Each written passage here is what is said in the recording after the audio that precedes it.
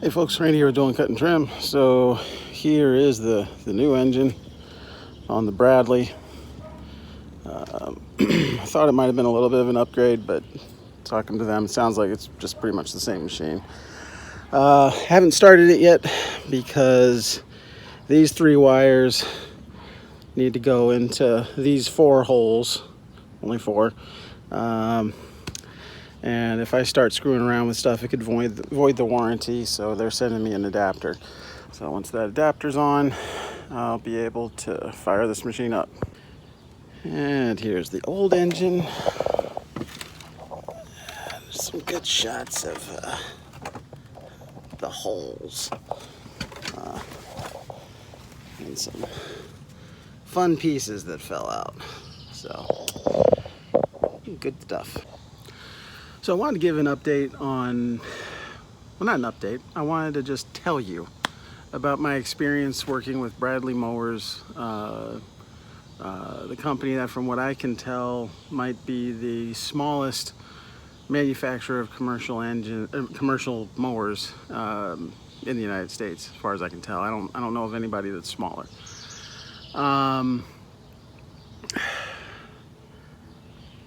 I'm gonna be very honest in this video, because some of the stuff I'm gonna tell you kind of makes me not look the best.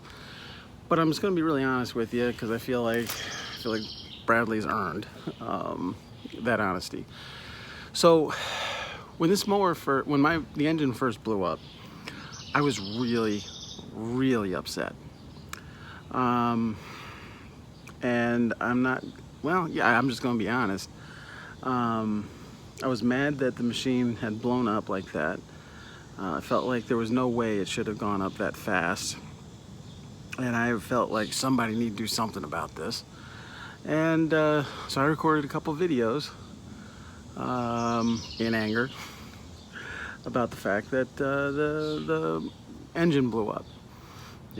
And my anger wasn't just at Bradley. I mean, my anger was also that, you start asking, like, well, what could I have done differently? Did I, like, is it possible I ran out of oil and didn't see? But it never leaked. And, considering the amount of oil that dumped out of there when I was replacing it, it had oil in it. So I was very frustrated. So I made that video, and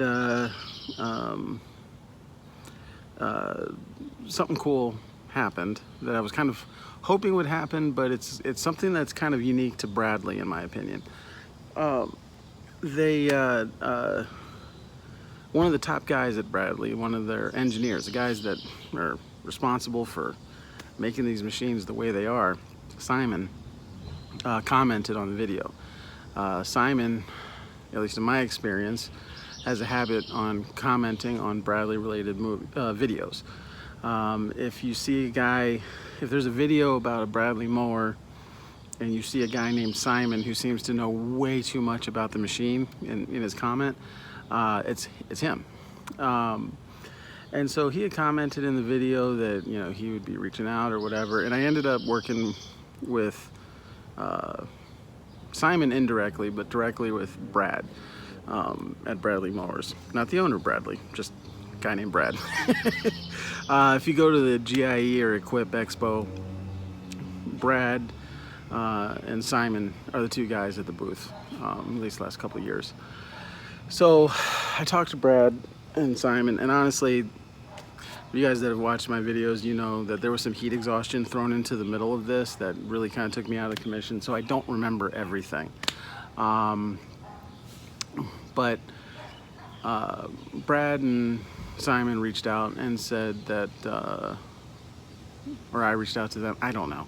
Either way, they said that they were going to try and get this warranted through Briggs & Stratton.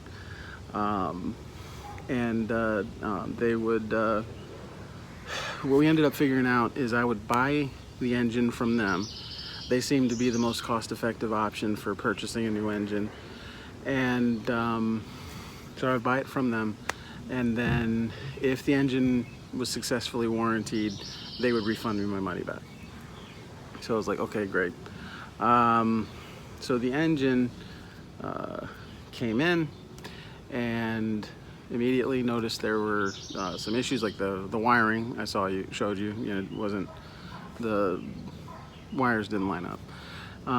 And I was able to contact Brad. He was able to reach out to Simon and get me the information that I needed. They're going to send the harness.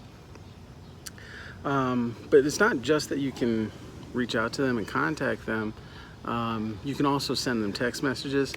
So when I was trying to explain to Brad what I needed, I was able to just take a picture of it and text it to him. And so anyway, they did what they needed to do. They took care of me. They sent me the engine. It's on the mower now, and I'm almost back in business.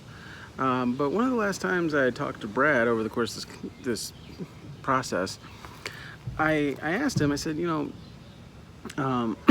excuse me. I asked him, is there anything that, I said, I'm going to make a follow-up video about what's going on and how you guys have taken care of me and stuff. Is there anything you don't want me to say? Which in hindsight may have felt like a setup. I don't know. But I said, I mean, you guys really took care of me after I made that whiny video, and I don't know, what you want me to make public and what you don't. And Brad said, and it kind of made me feel silly. Brad said, say whatever you want. He said, we didn't treat you special. We treated you the way we treat all our customers. So you can tell people whatever you want. So I will. I was looking for special treatment. And what I got was standard Bradley Mowers customer service, which means that, they said this was not typical, not normal for an engine to blow up after 2.5 years. And so the engine they sold me, just assuming that it doesn't get warranted by Briggs, they sold me the engine for $700 plus shipping. That's a crazy deal. That's an insane deal. I think that engine brand new is closer to $1,400. So I thought when they gave me that deal, it's like, oh, big time YouTuber guy. Not that I'm big time, but you know what I mean. And honestly, it's because, like, I've known enough guys and I've worked with enough companies at this point that I've seen how social media people, they definitely get treated differently by a lot of these companies. And they don't talk about that. But the fact that Bradley was like, hey man, you thought you were getting treated special, you're actually just getting treated normal. Say whatever you want to say, we don't care. It really impressed me. I gotta be honest, this whole process also made me feel a level of brand loyalty that I've never felt with another company. Because they were quick to respond. Honestly, I mean, folks from Bradley probably will end up, or maybe they won't, I don't know. They might end up commenting on this video. They're a very engaged company, and I'm very conflicted because on the one hand, I would like them to stay small so that the level of customer service you get with them and the level of knowledge that you get when you talk to somebody from there, I don't want that to change. But I also want them to grow and be more, become an even bigger company. One of the things that I've realized in this with this situation is the backup systems that I have in place, the backup mowers I have in place are not good enough. And so I'm going to be getting another commercial machine, most likely a standard. I haven't decided between a 36 or a 32, but I'll be getting it from Bradley. This was the first time that I've ever had a scenario where my health was at risk the way it was, and I've identified why it got so bad is because I'm used to going full throttle trimming, doing that as fast as I can, and then I take a break on the back of the mower while I'm working or mowing. But not having a mower with a sulky, I was just going full blast trimming and then full blast mowing, and that wasn't sustainable. So I think the next step for me is 100%. I need to get a second equally capable machine. So I'm going to be getting, you know, either a 36 or a 32. A 48 just makes 0 sense for the properties I have. It's just not worth it. But I'll be getting one of those too, and it's going to be from Bradley. Just based on the interactions that I've had with them over the years, all the way back to like when I talked to Simon at Equip the last time, he joked with me that like he's never like seen somebody take so long to make a decision about a mower purchase. And he knew that I had started reaching out to Bradley in 2016 or 17 about buying the machine that I ended up not buying until 2020. You know, and there's a level of personalization and customer service and utility in working with a company that's not massive. You know, like if I called Toro right now, I'm not going to be able to get access to any of the engineers. You know, if I call Exmark, if I call Wright, maybe Ed Wright seems like he's an involved guy. I don't know. But you know, if I call Skag, World Lawn, you know, I'm not hearing back from these people. But with Bradley, you hear back, and you get good information, and you get good feedback. And there's a massive amount of value there. So, you know, I'm frustrated with how this whole thing happened. You know, frustrated that the mower broke down, frustrated that I had to deal with it. But I'm grateful that I was working with a company like Bradley Mowers when it happened. You know, and I foolishly thought that as a influencer, I was gonna get special treatment. Not realizing that Bradley Mowers just treats their customers really good.